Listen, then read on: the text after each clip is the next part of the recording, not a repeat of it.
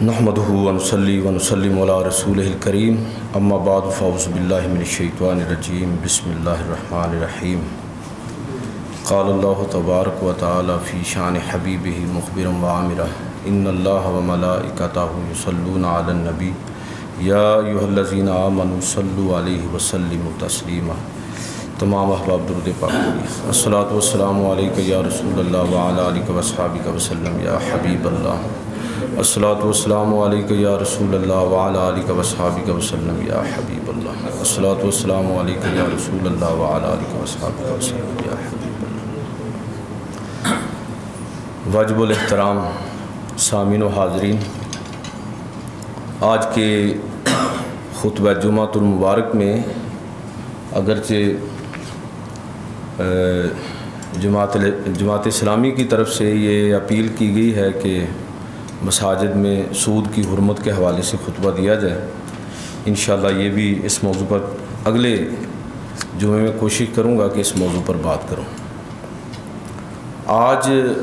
تھوڑا سا اس مناسبت سے بات کرنا چاہتا ہوں کہ سفر کا مہینہ برصغیر میں خاص طور پر اس کی ایک پہچان ہے اولیاء کرام کے حوالے سے، اور ہمارے اس ریجن کے اندر بالخصوص حضرت شیخ علی حجویری المعروف حضرت داتا گنج بخش رحمۃ اللہ تعالیٰ علیہ کے عرس پاک کی تقریبات جو ہیں وہ کل اختتام پذیر ہوئی ہیں۔ میں آپ احباب کی خدمت میں جو چند باتیں عرض کروں گا وہ اسی تناظر میں اور اسی حوالے سے ہی عرض کروں گا۔ اس میں جو ایک دو باتیں میں آغاز میں عرض کرنا چاہتا ہوں وہ یہ ہے کہ آپ نے محسوس کیا کہ اس وقت جو صورتحال ہے، ایک تو ماضی ہے نا ہمارا برصغیر کا ماضی، یہ ہے کہ یہاں پر اسلام جن لوگوں کے ذریعے آیا اس میں عرب تاجر بھی ہیں، حکمرانوں کی سرپرستی بھی ہے، دیگر مبلغین بھی ہیں، مجاہدین بھی ہیں، لیکن سب سے زیادہ جن لوگوں نے برصغیر کے اندر اسلام کے پھیلاؤ میں کردار ادا کیا وہ صوفیہ کرام ہیں، کہ جن کی محنت کا نتیجہ ہے کہ آج ہم لوگ مسلمان ہیں، اس لیے کہ ہمارے آباء و اجداد نے انہی صوفیہ کے ہاتھ پر اسلام قبول کیا تھا۔ یہ تو ماضی کی بات ہے، لیکن اس وقت صورتحال کیا ہے کہ بہت کم خانقاہیں ایسی رہ گئی ہیں کہ جہاں پر دین کی دعوت اور تبلیغ کو مرکزی حیثیت حاصل ہو۔ زیادہ تر کیا ہے، خانقاہوں کا تصور اور پیر کا تصور ذہن میں آتے ہی پہلی چیز جو ذہن میں آتی ہے کہ یہ جن لوگوں کو ہم کاروباری اور بزنس مین اور دنیا دار کہتے ہیں ان سے بھی بڑے کاروباری، بڑے بزنس مین یہ لوگ بن کر بیٹھے ہوئے ہیں، اور صوفیاء کو بدنام کیا ان لوگوں نے۔ سب کی بات نہیں کر رہا، اکثریت کی بات کر رہا ہوں۔ صوفیاء کے نام پر اور خانقاہی نظام کے نام پر دبا ہیں یہ لوگ، جنہوں نے بزرگوں کے اس مشن کو تو بالکل نظر انداز کر دیا اور اپنی ساری سرگرمیوں کا مرکز اور محور جو ہے وہ روپیہ اکٹھا کرنا اور نذرانے لوگوں سے اکٹھے کرنا، یہ ان کی زندگی کا مقصد اور مطمع نظر بن گیا ہے۔ میں چاہوں گا کہ آپ حضرت داتا گنج بخش رحمۃ اللہ تعالیٰ علیہ کے جو اثرات ہیں ہمارے اس پورے برصغیر پر، لیکن میں خاص اس علاقے کی بات کر رہا ہوں، اس کو ذرا ذہن میں رکھتے ہوئے آپ ذرا تصور کریں کہ صوفی کون تھا، اور آج جو خانقاہی نظام کی تباہی ہوئی ہے اس تباہی کے اسباب کیا ہیں اور اس کے ذمہ دار کون لوگ ہیں، اور اس میں میری اور آپ کی ذمہ داری بھی جو کچھ بنتی ہے اس کو بھی سمجھنے کی ضرورت ہے۔ حضرت داتا گنج بخش رحمۃ اللہ تعالی علیہ کی پوری سیرت کو آپ پڑھیں تو آپ کو پتہ چلے گا کہ آپ حضرت داتا گنج بخش رحمۃ اللہ تعالی علیہ مسجد کے امام ہیں، مسجد کے خطیب ہیں، لوگوں کے سامنے قرآن و سنت پر واز کرتے ہیں، لوگوں کو دین کی طرف قرآن و سنت کی روشنی میں بلاتے ہیں۔ ائمہ اہل بیت، تابعین اور تبع تابعین اور پوری اسلامی روایت سے اور اسلامی فکر سے نہ صرف وابستہ ہیں بلکہ اس کا گہرا شعور رکھتے ہیں۔ آپ حضرت داتا گنج بخش رحمۃ اللہ تعالی علیہ کی سیرت پر جب نظر ڈالیں گے تو آپ کو یہ اعتراف کرنا پڑے گا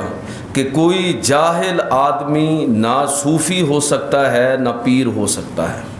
لیکن آج فی زمانہ جن لوگوں کے پیچھے ہم لوگ چل رہے ہیں، تصوف کے نام پر دھوکہ کھا رہے ہیں، ان میں سے اکثریت آپ دیکھیں گے کہ ان کا کوئی تعلق دین کے ساتھ، دینی تعلیمات کے ساتھ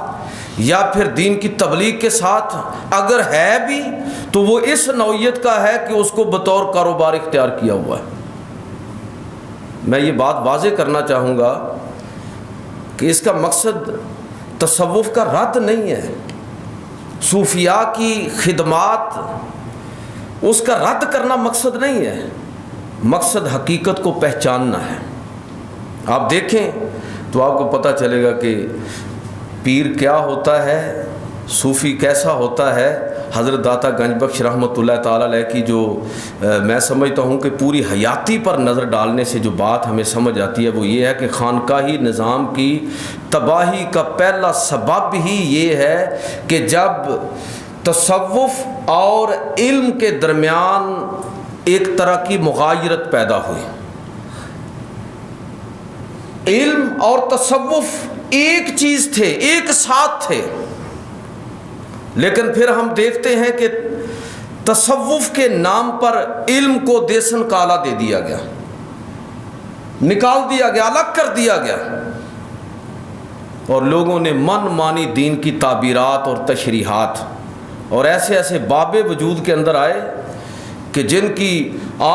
کے افکار اور تخیلات کو ذرا سمجھیں اور اس پر غور کریں تو جسم پر لرزہ طاری ہو جاتا ہے کہ کیا ان کا دین کے ساتھ کوئی جزوی تعلق بھی ہے کہ نہیں ہے۔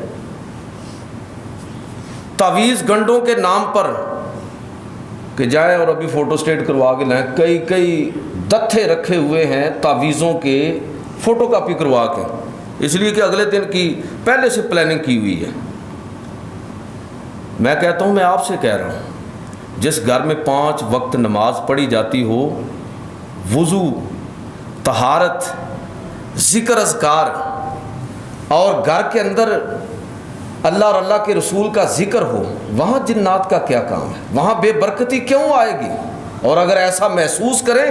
تو ذکر اذکار کا، وظائف کا، اوراد کا مزید جو ہے وہ سلسلہ بڑھا دیں، اللہ تعالیٰ برکت دے گا، کسی کے پاس جانے کی ضرورت نہیں ہے۔ سب سے بڑا ورد اور سب سے بڑا وظیفہ جو ہے وہ تو قرآن مجید فرقان حمید ہے، اللہ کے پیغمبر صلی اللہ علیہ وسلم کے بتائے ہوئے اوراد ہیں، وظائف ہیں، وہ چاہے کوئی عالم بتائے، چاہے وہ کوئی صوفی بتائے یا پیر بتائے، یا آپ خود اپنے طور پر قرآن و سنت سے وہ چیزیں پڑھیں اور پھر اس پر عمل پیرا ہوں، اس میں کوئی فرق نہیں ہے۔ تو لہٰذا پہلی چیز جو میں سمجھتا ہوں کہ ہمارے ہاں جو خانقاہی نظام کی تباہی کا سبب ہوئی ہے، اس کو اگر آپ سمجھنا چاہتے ہیں تو پھر آپ کو حضور داتا گنج بخش رحمۃ اللہ تعالی علیہ کی سیرت پر غور کرنا چاہیے۔ آپ کو پتہ چلے گا کہ کس طرح تصوف اور علم آپس میں ایک دوسرے سے ملے ہوئے ہیں،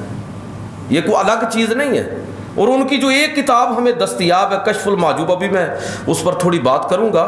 لیکن میں اس کا اس تناظر میں تھوڑا تعارف آپ کی 2 حصوں پر تقسیم کیا۔ حضرت داتا گنج بخش رحمۃ اللہ تعالی علیہ نے اپنی کتاب کشف المحجوب کے اندر پہلے حصے میں انہوں نے جو پہلے ابتدائی چیپٹر ہیں، اردو میں ترجمہ ہے، عربی، ویسے یہ کتاب جو ہے وہ تو فارسی میں ہے لیکن دنیا کی بڑی زبانوں میں اس کا ترجمہ ہوا ہے۔ تو پہلا جو چیپٹر ہے اس چیپٹر کے اندر آپ دیکھیں گے کہ وہ علم کی اہمیت اور ضرورت اس پر لکھتے ہیں۔ داتا صاحب کی نظر میں کوئی جاہل آدمی صوفی نہیں ہو سکتا، اور ہم نے جتنے جاہل ہیں ان کو اپنا پیر اور امام اور مقتدا بنایا ہوا ہے۔ جس کا لباس جتنا کم ہے ہم سمجھتے ہیں یہ اتنا ہی پہنچا ہوا ہے۔ جب تک یہ جاہلانہ تصور ہمارے اندر رہیں گے، ان ٹھگوں کا، ان چوروں کا یہ ان کا سلسلہ چلتا رہے گا، یہ لوگ کامیاب رہیں گے۔ تو بتائیں گے آپ کو کہ ہاں بھئی آپ نے تو بڑی دیر کر دی، آپ پر فلاں نے وار کیا ہے، آپ پر فلاں نے ایسا کر دیا ہے، فلاں نے ایسا کر دیا ہے، اور آپ وہ تفصیلات پڑھیں، اللہ تعالیٰ معاف فرمائے۔ تو یہ جس جہالت کا شکار جو ہے یہ قوم ہو رہی ہے، بات لمبی ہو جائے گی۔ تو حضرت داتا گنج بخش رحمۃ اللہ تعالیٰ نے پہلا جو چیپٹر ہے وہ ذرا پڑھیں، آپ کو اندازہ ہوگا کہ ان کی نظر میں علم کی اہمیت کیا ہے، علم کے آداب کیا ہے، ان کی نظر میں اہل بیت کا مقام اور مرتبہ کیا ہے، تفصیل کے ساتھ اس کو بیان کرتے ہیں، تابعین اور تبع تابعین کا تذکرہ کرتے ہیں، اور اپنی کتاب کے دوسرے حصے میں، یہ کتاب کا نام کیا ہے؟ کشف المحجوب۔ کشف عربی زبان میں کہتے ہیں ہٹا دینا، کھول دینا، پرے ہٹا دینا، اور محجوب یہ پوشیدہ چیز، یعنی وہ حقائق جو پوشیدہ تھے۔ حضرت شیخ علی حجویری رحمۃ اللہ تعالیٰ علیہ نے کتاب کے دوسرے حصے میں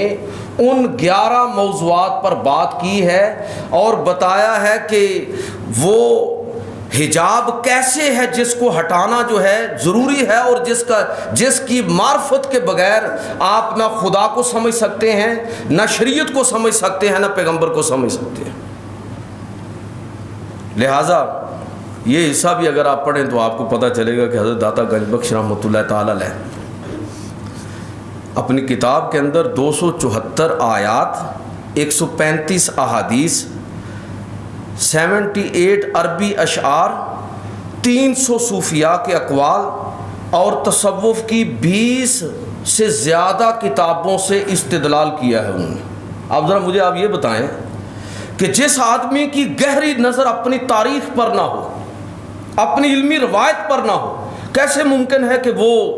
صحابہ کے حالات لکھے، اہل بیت کے حالات لکھے؟ اور آپ کو یہ شیعہ سنی کو جو لڑائی ہے، وہ اگر آپ یہ کتاب پڑھیں کشف المحجوب تو آپ کو پتہ چلے گا کہ جہاں انہوں نے اہل بیت کا ذکر کیا ہے تو وہاں امام حسن، حسین، زین العابدین، امام باقر اور امام جعفر صادق رحمۃ اللہ تعالی علیہ، ان بزرگوں کا ذکر کیا ہے۔ ہم نے تو تقسیم کر دیا نا بزرگوں کے، یہ دیوبندیوں کے ہیں، یہ بریلویوں کے ہیں، یہ اہل حدیثوں کے ہیں، یہ شیعہ کے ہیں، یہ سنیوں کے امام ہیں، یہ سنیوں میں سے یہ مالکیہ کے ہیں، یہ احناف کے ہیں، یہ شوافے کے ہیں، یہ حنابلہ کے ہیں۔ اس انداز میں ہم نے ہر چیز کو ایسے بانٹ دیا ہے، وہ سب کا ذکر کرتے ہیں، سب کا تذکرہ کرتے ہیں۔ میں آپ سے یہ کہنا چاہوں گا کہ کیا کسی جاہل شخص کے لیے یہ ممکن ہے کہ اس انداز میں بات کرے؟ تو آپ کو یہ گہرا ادراک ہوگا کشف المحجوب کو پڑھتے ہوئے اور حضرت داتا گنج بخش رحمۃ اللہ تعالی علیہ کی زندگی کا مطالعہ کرتے ہوئے واضح طور پر محسوس ہوگا کہ اصل میں صوفی صاحب علم ہوتا ہے اور صاحب معرفت ہوتا ہے۔ وہ دین کا صرف علم نہیں رکھتا بلکہ دین کے علم رکھنے کے ساتھ ساتھ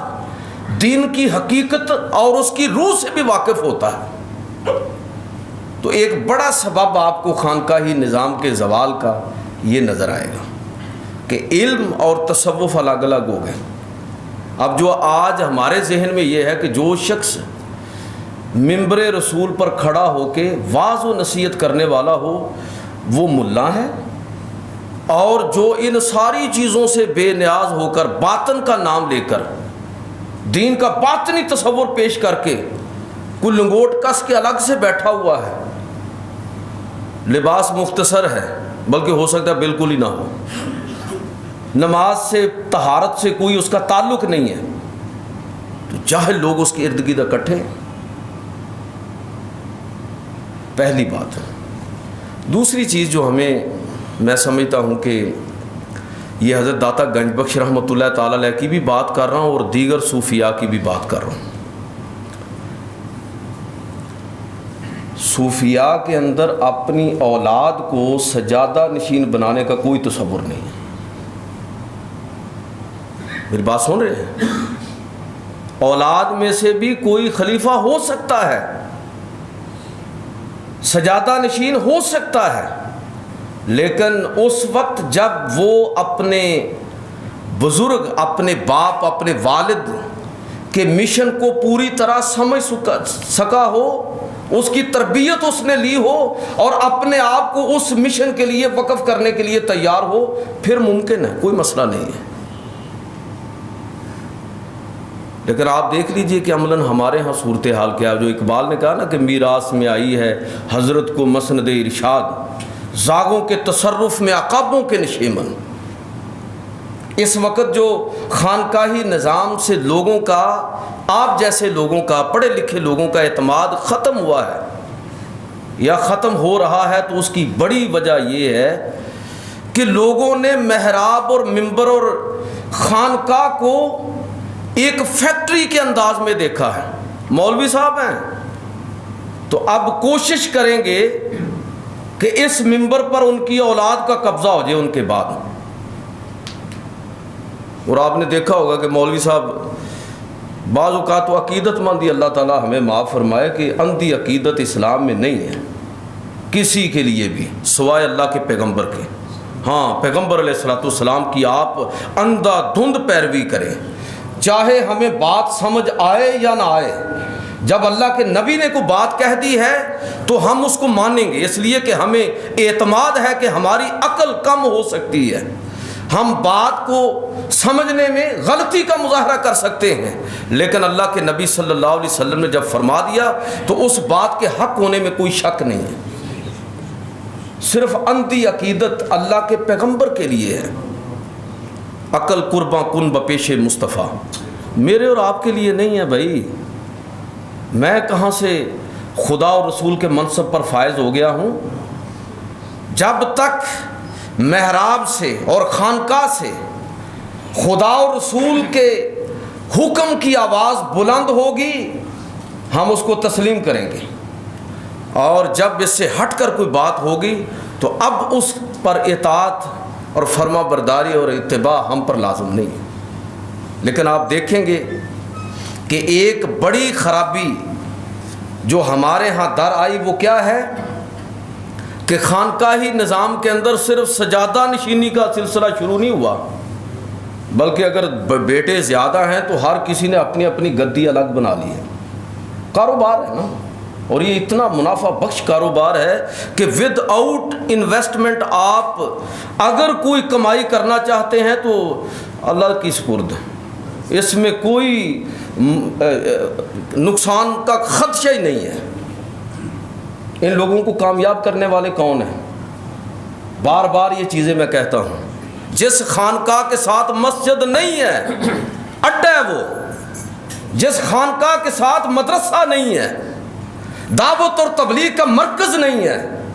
वो हमारे बुज़ुर्गों की मिरास नहीं है। वो एक कारोबार है, वो एक दुनियादारी है, बिजनेस है जिसको लोगों ने इख्तियार किया हुआ है। आप तारीख उठाकर देख लें, आप मुझे कोई ऐसी खानका बताएं जिसके साथ मस्जिद ना हो, कोई ऐसी खानका बताएं जिसके साथ मदरसा ना हो, जिसके साथ दर्सो तदरीस का सिलसिला ना हो। लिहाजा इल्म की रवायत से दूर हटने वाली खानका वो असल में एक कारोबारी अंदाज में चलाया जाने वाला रिज़्क़ का एक अड्डा है, इससे ज़्यादा उसकी कोई हैसियत नहीं है। तो अगर आप समझना चाहते हैं तो हजूर दाता गंजबख्श रहमतुल्लाह ताला अलैह की सीरत से ये बात भी ज़रा समझिए कि आपने अपने बाद ज़रा मुझे बताइए कि जितने बड़े बड़े बुज़ुर्ग गुज़रे हैं, इनमें से किसी ने अपनी औलाद को बतौर सजादा नशीन के मुकर्रर किया हो? ऐसी मिसालें आपको मिलेंगी, लेकिन मैं आपको बताऊंगा कि वहाँ वजह क्या है। अमूमी तौर पर ऐसा नहीं है। वो अपने अहल तरीन मुरीदीन को खिलाफत अता करते थे और हर आदमी को नहीं देते थे, अहल तरीन शख्स को खिलाफत देते थे और उसकी ज़िम्मेदारी लगाते थे कि जाओ फ़लाँ इलाका तुम्हारा मरकज़ है, वहाँ जाके टिक जाओ, और पूरी ज़िंदगी, पंजाबी में जैसे कहते हैं ना किला गढ़ के, ये किले लगे हुए हैं। आप इन बुज़ुर्गों की तारीख़ पढ़ें, आपको पता चलेगा कि किस बुज़ुर्ग को उनके किस शेख ने किस इलाके की तरफ भेजा और क्या हुक्म दिया, फिर पूरी ज़िंदगी उधर सर्फ की है और सारी ज़िंदगी दीन की दावत और तबलीग के अंदर सर्फ कर दी। तो कोई खलीफा आपको हज़रत दाता गंजबख्श रहमतुल्लाह ताला अलैह को उनकी औलाद تیسری چیز، ساری تقریر مجھے لگتا ہے کہ اسی پر چلی جائے گی، میں ایک موضوع پر بات کرنا چاہ رہا ہوں تھوڑا سا کشف المحجوب کے حوالے سے، لیکن ایک نقطہ مزید عرض کر کے آگے بڑھوں گا۔ ایک اور چیز بزرگان دین کے ہاں آپ کو ملے گی، وہ ہے تبلیغی اجتہاد۔ تبلیغی اجتہاد کا مطلب یہ ہے کہ اپنے دور کے تقاضوں کے مطابق دعوت اور تبلیغ کو لوگوں تک پہنچائیں۔ میں نے بھی آپ دوستوں سے تقاضا کیا تھا کہ پھر وہ بات رہ گئی، وہ کرونے کا سلسلہ شروع ہو گیا۔ میں چاہ رہا تھا کہ میں خطبہ دوں تو ادھر ملٹی میڈیا کے ذریعے آپ کے سامنے ساری آیتیں اور حدیثیں اور اقتباسات آپ کے سامنے ہوں۔ آپ دیکھیں کہ آپ کا خطیب جو بات کر رہا ہے وہ ایسے تو نہیں ہے کہ اپنی طرف سے جو چاہ رہا ہے کہہ رہا ہے، یا اس میں اس کی کوئی محنت اور کوشش اور اس کا کوئی مطالعہ بھی شامل ہے۔ آپ کا اطمینان ہونا ضروری ہے کہ آپ سے بات کرنے والا شخص آپ کو گمراہ نہیں کر رہا، جو بات بھی کر رہا ہے حوالے کے ساتھ کر رہا ہے۔ جس طرح کہ آج میں جو بات کر رہا ہوں آپ مجھ سے پوچھ سکتے ہیں کہ اس کا کشف المحجوب میں صفحہ نمبر کیا ہے۔ خیر وہ بات رہ گئی، انشاءاللہ اس پر بھی کریں گے، کوشش کریں گے کہ یہ دوبارہ ہم اس سلسلے کو بڑھائیں، اور میں چاہوں گا کہ ملٹی میڈیا کے ذریعے یہ ساری چیزیں آپ براہ راست دیکھیں۔ کچھ سکرینیں لگانا اور یہ ساری چیزیں، یہ مقصد نہیں ہے۔ مقصد یہ ہے، یہ صوفیاء نے یہ طریقہ اختیار کیا، انہوں نے اپنے دور کے تقاضوں کو سمجھتے ہوئے ایسے ایسے طریقے اختیار کیے کہ جس کے ذریعے وہ دین کو ان طبقات تک لے گئے جو اسلام کو ماننے والے نہیں تھے۔ ایک نہیں، اس پر بڑی الگ سے پورا خطبہ ہو سکتا ہے، چاہے وہ لنگر کی شکل ہو، چاہے وہ تعویذ کی شکل ہو۔ تعویذ بطور کاروبار نہیں ہے، ذکر اذکار بتانے کے لیے، بطور حکمت کے دعائی بھی دی جا رہی ہے، اور ساتھ کہا جا رہا ہے کہ فجر کی نماز کے بعد یہ کھانی ہے، کہ کم از کم یہ فجر کے بعد اٹھے گا تو فجر کو اٹھے گا، نماز پڑھے گا، وضو کرے گا، اور اس کے بعد منہ نہار یہ کھائے گا۔ رات عشاء کی نماز پڑھنے کے بعد سونے سے پہلے یہ چیز کھانی ہے۔ تو یہ آپ ان کی لوگوں کے لیے جو انہوں نے طریقے اختیار کیے، وہ چاہے لنگر کی صورت میں ہو، چاہے وہ تعویذات کی صورت میں ہو، اوراد کی شکل میں ہو، اور چاہے وہ قوالی جیسے عمل کی صورت میں ہو۔ قوالی کوئی ایسا، یہ ایک اس دور کا ایک دعوت کا اسلوب تھا۔ یہ قرآن میں کہاں آیا کہ قوالی کی جائے گی؟ کئی لوگ سوال کرتے ہیں جو صحابی کا نام بتائیں جس نے پہلی دفعہ قوالی کی، ان تابعین کا نام۔ میں اس پر اکثر ایک ہی بات کہا کرتا ہوں، جس طرح یہ سوال غلط ہے اسی طرح جو لوگ اس کے جوابات دینے کی کوشش کرتے ہیں وہ بھی اکثر غلط ہی ہوتے ہیں۔ بھائی بڑی سیدھی سی بات ہے۔ جس طرح میں آپ سے آگے ربیع الاول شریف آ رہا ہے تو میں اکثر عرض کرتا ہوں کہ جو آدمی یہ سوال کرے نا کہ جی اس صحابی کا نام بتائیں کہ اللہ کے رسول نے میلاد کیا ہے، صحابہ نے میلاد کیا، تابعین نے میلاد منایا ہے، اس طرح جلوس نکالے،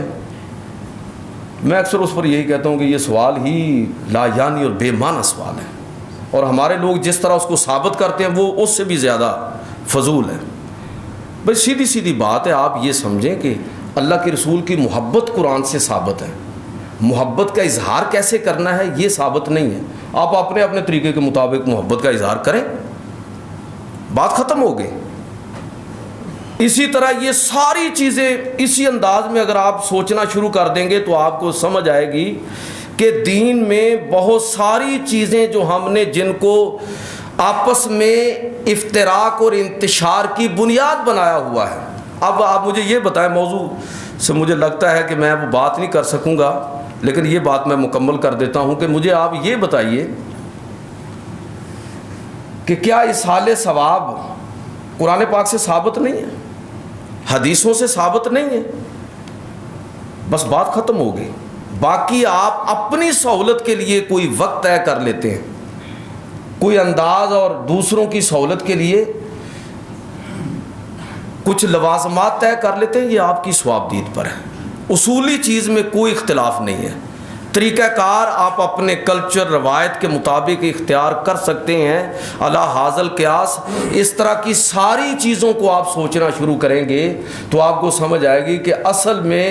جن چیزوں کو ہم نے کل دین قرار دیا ہے وہ محض رسوم و آداب ہیں، اور ان کی حیثیت اصول دین کی نہیں ہے، مستحبات دین کی ہے، آداب اور رسوم کی ہے، اس سے زیادہ اس کی حیثیت نہیں ہے۔ تو میں بات کر رہا ہوں کہ اگر آپ یہ سمجھنا چاہتے ہیں کہ حضرت داتا گنج بخش رحمۃ اللہ تعالی علیہ ان کی سیرت سے کہ تصوف اور علم کے درمیان باہمی تعلق کیا ہے تو آپ کشف المحجوب کو پڑھیں، اور اگر آپ سمجھنا چاہتے ہیں کہ خانقاہ نظام اس کی کامیابی کے اصول کیا ہیں اور ناکامی کے اسباب کیا ہیں تو کشف المحجوب کو پڑھیں، اور اگر آپ یہ جاننا چاہتے ہیں کہ اس وقت جو ہمارے تبلیغی سلسلوں کے اندر کمزوری واقع ہوئی ہے اور بالخصوص خانقاہی نظام کے اندر، تو آپ کو یہ سمجھ آئے گی کہ صوفیاء نے اپنے دور کے تقاضوں کے مطابق مختلف طریقے اختیار کیے۔ وہ حتمی نہیں ہے، وہ آخری نہیں ہے، اور ضروری نہیں ہے کہ ان میں سے ہر طریقہ آج کے دور کے لیے بھی درست ہو، گزر گیا وہ تو۔ آپ اپنے دور کے مطابق خانقاہوں کو آگے بڑھنا چاہیے تھا۔ بہت ساری خانقاہوں میں ہو رہا ہے کام، اطمینان بخش چیز ہے، لیکن کاروبار بھی ہو رہا ہے جس کی طرف میں نے اشارہ کیا۔ حضرت داتا گنج بخش رحمۃ اللہ تعالی علیہ نے جو 11 محجوب چیزوں کو کھولا ہے، کشف المحجوب، اب چونکہ وقت نہیں ہے اس پر، کوئی اگر موقع ملا تو کوئی الگ سے خطبہ ہو جائے گا، تو میں ان میں سے نا ان 11 میں سے ایک آدھ بات کر دیتا ہوں۔ آپ کو اندازہ ہوگا کہ صوفی جو ہے وہ شریعت کا دامن پکڑ کر کس طرح لوگوں کو اللہ کی معرفت کی طرف لے کر جاتا ہے۔ یہ نماز، یہ روزہ، یہ زکوٰۃ، یہ حج، ان کے بارے میں ان کی حقیقت کو کھولتے ہوئے حضرت داتا گنج بخش رحمۃ اللہ تعالی علیہ ان پر گفتگو کرتے ہوئے جو انہوں نے کشف المحجوب کے اندر لکھا ہے، مثلا نماز ہے، میں صرف اس میں سے بھی ایک نقطہ عرض کروں گا۔ تو نماز کے بارے میں جو فقہی بحثیں ہیں وہ بھی کی ہیں کہ نماز کی خارجی شرائط، وقت، طہارت، لباس کی پاکی اور جگہ کا پاک ہونا، قیام اور استقبال قبلہ، ان کا تذکرہ بھی کیا۔ داخلی شرائط کا ذکر کیا کہ کس طرح نیت کا خالص ہونا، تکبیر تحریمہ، قرات، قیام، رکوع، سجدہ اور قعدہ اخیرہ اور پھر سلام، اس کا تذکرہ کرنے کے بعد جو آخری بات کی وہ میں آپ سے عرض کرنا چاہتا ہوں۔ یہ کشف المحجوب کا صفحہ نمبر 469 ہے۔ حضرت داتا گنج بخش رحمۃ اللہ تعالی علیہ نماز کو بیان کرنے کے بعد، اس پورے چیپٹر کو تفصیل سے ذکر کرنے کے بعد پھر بتاتے ہیں کہ نماز سے، یہ نماز وہ ہے جو آپ نے شریعت کے مطابق ادا کی ہے، اب اس کی حقیقت تک تم نے کیسے پہنچنا ہے، اپنے مریدین کو بتاتے ہیں، اپنے متعلقین کو بتاتے ہیں کہ اب تم نے نماز کی حقیقت کو کیسے دریافت کرنا ہے، اور ایک مرید کس طرح نماز کے ہر حکم اور ہر عمل سے کس طرح اخذ کرتا ہے روحانیت کو۔ حضرت داتا گنج بخش رحمۃ اللہ تعالی علیہ فرماتے ہیں کہ دیکھو، مریدین کے لیے فرماتے ہیں کہ دیکھو طہارت، اور پورا طہارت پر انہوں نے تفصیل سے لکھا ہے کہ دیکھو طہارت توبہ کے مماثل ہے۔ جس طرح نہیں آدمی سارے اعضاء کو دھو لیتا، تو یہ ایسے ہے جیسے کوئی شخص توبہ کا عزم کر رہا ہے۔ تو جب تم طہارت کر رہے ہو تو یہ سمجھو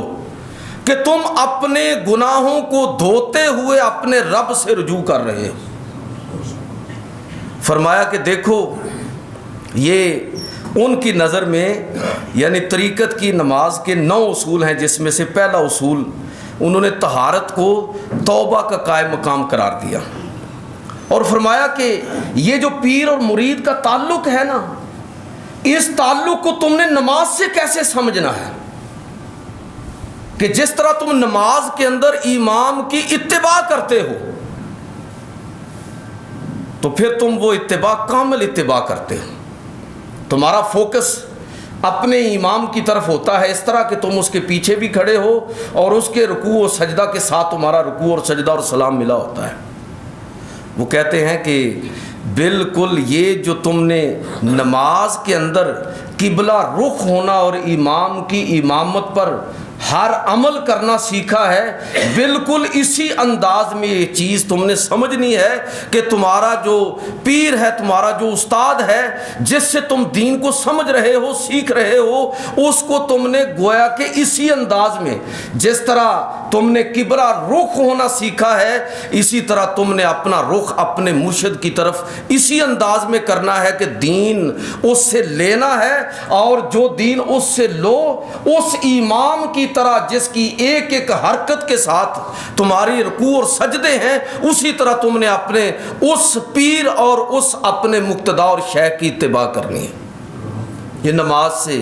تم نے یہ تمہاری نماز کا روحانی پہلو یہ ہے۔ تیسری چیز فرماتے ہیں کہ نماز کیا ہے، یا صوفیاء کے ہاں جو ایک لفظ بولا جاتا ہے مجاہدہ نفس، وہ کہتے ہیں کہ اصل میں یہ قیام جو ہے نا، یہ مجاہدہ نفس ہے۔ اب آپ ہر طرف سے فارغ ہو گئے، ہلنا جلنا چھوڑ دیا ہے، آگے پیچھے نہیں ہوں گے، تو وہ کہتے ہیں کہ قیام یہ گویا کہ مجاہدہ نفس کے قائم مقام ہے صوفی کے لیے، مرید کے لیے، دین کی راہ پر چلنے والے کے لیے۔ اور صوفی کے لیے، مرید کے لیے ذکر الہی، ہر لمحہ ذکر الہی کے اندر گم رہنا،